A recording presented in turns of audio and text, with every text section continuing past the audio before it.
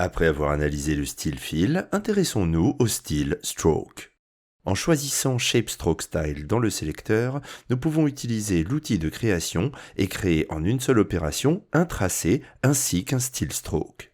Le premier paramètre est le Stroke Color, permettant de définir la couleur du tracé qui sera dessiné. Cliquer sur le carré permet de changer la couleur, mais sélectionner le style Stroke fait apparaître cette même couleur en haut dans le Viewer dans la barre d'options. Cette barre se rafraîchira en fonction de la sélection. Si nous ajoutons un deuxième style Stroke, la sélection dans le Properties Panel va définir la couleur qui sera affichée dans la barre supérieure. Nous voyons qu'en sélectionnant un autre style Stroke, la couleur va changer en fonction de cette sélection. Le Stroke Width permet ensuite de définir l'épaisseur de ce tracé en pixels. Le Scale Stroke Width, activé par défaut, va multiplier le Stroke Width par le scale du layer qui utilise le générateur Shapes. Rappelons que même si les passes et les pass groups contiennent leur propre transform, le layer utilisant le générateur a également sa propre transform. En fonction des valeurs de scale, on voit le stroke width augmenter ou au contraire rétrécir. Le scale agit ici comme un multiplicateur.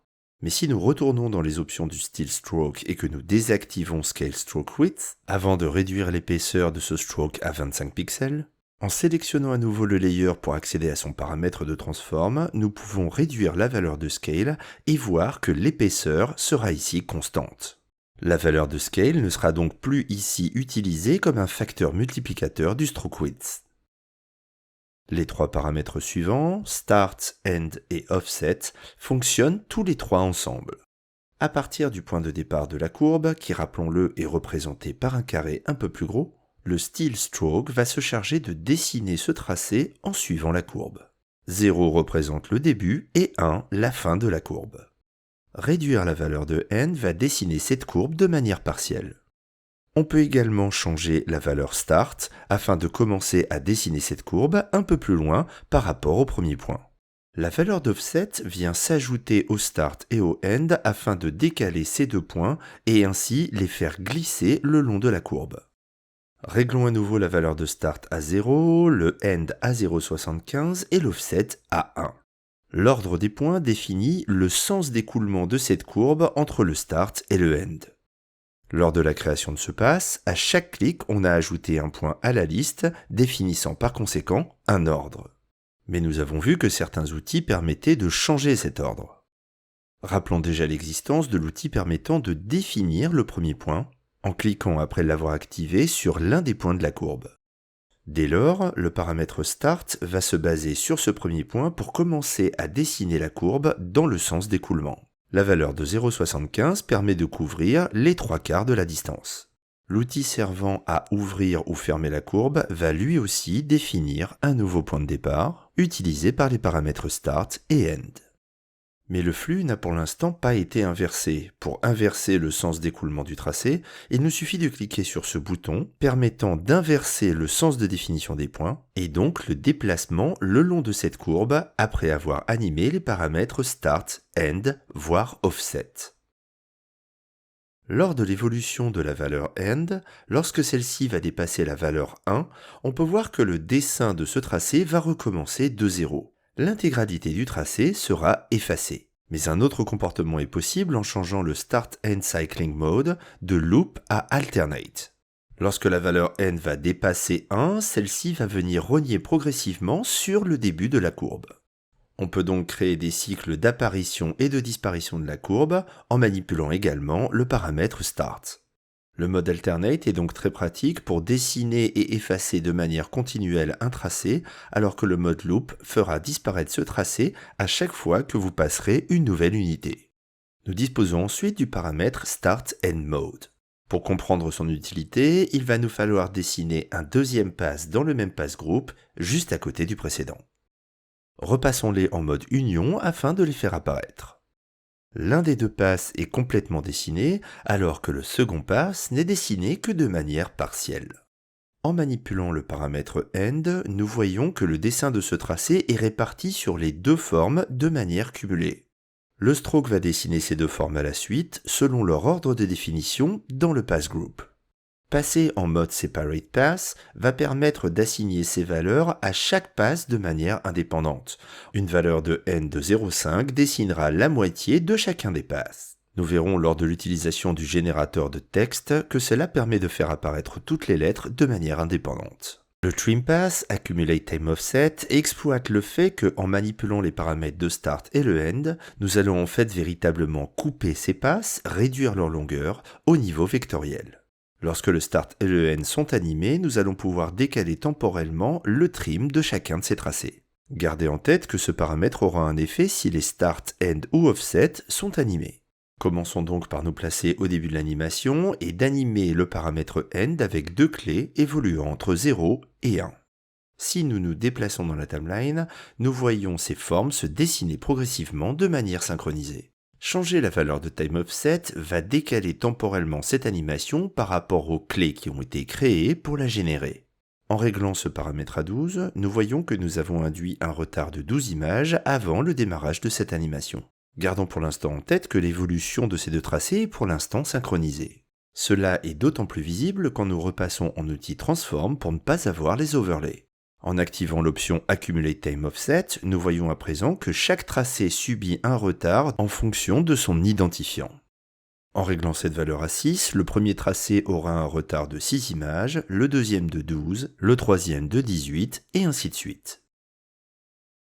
Afin de mieux comprendre ce principe, nous allons dupliquer les deux passes existants afin d'avoir plus de passes dans le pass group. Chaque pass commence donc à être dessiné avec un retard de 6 images sur le pass précédent. En réduisant cette valeur, par exemple à une image, nous voyons que les tracés sont presque synchronisés. En augmentant cette valeur, les retards seront de plus en plus importants. L'identifiant multipliant ce retard attribué à chacun des passes est défini par son ordre de déclaration à l'intérieur du pass group. Cette hiérarchie se lisant de haut en bas, on peut donc définir que le pass 1 a été défini avant le pass 2, puis le 3, puis le 4. La raison pour laquelle nous définissons cette liste de haut en bas est parce que le Accumulate Distribution est pour l'instant en mode Forward. En passant en mode Backward, cet ordre sera inversé car la liste sera lue de bas en haut. Le mode Shuffle permet quant à lui de définir un ordre aléatoire défini par une valeur de seed. Changer cette valeur de seed vous donnera un ordre complètement différent et donc un ordre d'apparition complètement différent. Détectez avec une valeur de seed la première forme qui sera dessinée, changez cette valeur de seed et voyez que maintenant c'est une nouvelle forme qui sera dessinée en premier. Ces paramètres d'offset permettent rapidement d'ajouter richesse et complexité à votre animation. Le Edge Draw Mode va permettre de définir le positionnement du dessin par rapport au tracé qui a été défini. En mode Center, le stroke est dessiné de part et d'autre à l'extérieur et à l'intérieur du tracé. En mode Inside, le tracé d'origine se trouvera à l'intérieur de la forme dessinée par le stroke. En mode Outside, le pass d'origine se trouvera à l'extérieur. Plaçons-nous à la moitié de l'animation afin de voir l'extrémité d'un stroke. Le Cap Style permet de déterminer la manière dont sont dessinées les extrémités des strokes. Le mode Flat va arrêter le dessin à l'endroit où se passe le trim. Le mode Square va prolonger ce tracé en fonction du stroke width. Le mode Round permet quant à lui de produire des extrémités arrondies qui vont disparaître lorsque la forme va se fermer. Repassons en mode Flat et intéressons-nous au paramètre Join Style. Afin de le mettre en évidence, supprimons les passes et créons une forme rectangulaire. Nous n'utilisons pas ici un générateur rectangle, mais un outil dessinant un pass conventionnel de forme rectangulaire. Nous remarquons au passage que le style stroke et son animation est complètement décorrélé du contenu du pass group. Ajouter ou supprimer de nouveaux passes dans le pass group produira une toute nouvelle animation. Par défaut, le mode meter va conserver les angles créés par la forme, définissant ici des angles droits. Passer en mode bevel va générer un biseau sur les angles de cette forme. Le mode round va quant à lui dessiner des formes arrondies. Repassons en mode meter afin de nous intéresser au paramètre meter limit. En déplaçant ces points, afin de créer un angle très obtus, nous voyons que cet angle est coupé et que la pointe de cet angle est tronquée au fur et à mesure où il devient de plus en plus acéré. Le paramètre meter limit, lorsque nous augmentons notamment sa valeur, permet de reconstituer cette pointe un peu plus loin. En augmentant la valeur meter limit, le dessin devient de plus en plus précis et demande de plus en plus de calculs lors de la reconstitution de ces pointes. Selon les angles produits par votre forme, n'hésitez donc pas à augmenter cette valeur. Supprimons cette forme rectangulaire et commençons à nouveau avec une forme dessinée avec l'outil de création. Pour terminer, intéressons-nous à la manière dont est dessiné ce tracé le long du path. C'est le Paint Style qui définit ce mode de dessin, initialement en solide, mais qui peut être passé en mode dash afin de générer des pointillés. Le paramètre Dash Offset permet de faire tourner ces pointillés le long du path sans avoir besoin de modifier le start et le end. Le Dash Offset ne change d'ailleurs pas le trim effectué par ces deux paramètres. Le mode Dot permet de dessiner des points dont la longueur est égale à la largeur. Leur nombre et leur écartement dépend directement du stroke width. Le nombre de tirets ou de pointillés répartis sur la courbe dépendra de ce paramètre. Le mode Dash Dot permet de cumuler les deux modes précédents, à savoir les tirets et les pointillés. Nous avons ensuite le mode Dash Dot Dot qui va dessiner un tiret suivi de 2 points. Pour plus de contrôle, le mode Custom Pattern va révéler une nouvelle section permettant de définir sa propre séquence d'éléments. Nous réglons d'abord le Dash Length qui va définir la longueur du tiret, puis le Space Length définissant la distance entre deux tirets. Le Dash Offset est également compatible avec ce mode. Cette séquence peut contenir un nombre illimité de motifs en pressant le bouton plus afin d'ajouter un nouvel élément à la liste. Nous réglons la longueur et la distance au double de l'élément précédent. Chacun des éléments de cette liste peut être réordonné, supprimé ou bien fusionné avec de nouveaux éléments. Pour terminer, nous pouvons choisir de définir la couleur de ce stroke dans le display space, défini par défaut, ou dans le working space.